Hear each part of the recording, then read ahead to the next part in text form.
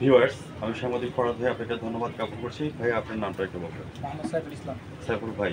সাইফুল ভাই আপনাকে আমি ধন্যবাদ জ্ঞাপন করছি। আমার চ্যানেল 99 এবং জাতীয় পত্রিকা দৈনিক আজকের একটা বিদ্রোহ সকাল থেকে বর্তমানে আপনাদের ব্যবসা বাণিজ্যের পরিস্থিতি কেমন যাচ্ছে?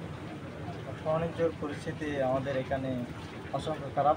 এখন দিন দেশের পরিস্থিতিও খারাপ। এখন বৃষ্টির কারণে পর্যটক এদিকে আসতে পারতেছে না, আর দেশের পরিস্থিতির কারণে গাড়ি যানবাহন চলতে পারতেছে না, মানুষজন আসতে পারতেছে না। এর জন্য পর্যটক একটু কম, এর জন্য ব্যবসা বাণিজ্য একটু দাম চলতেছে। আপনাদের এখানে প্রোডাক্টগুলি কি কি আছে?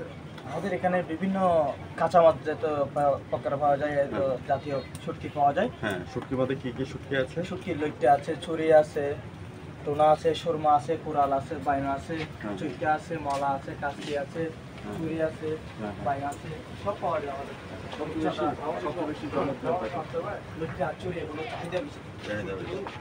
আপনার কাছে অনুভূতিটা কেমন হচ্ছে যে আপনার চ্যানেলে সাক্ষাৎকার দিচ্ছেন?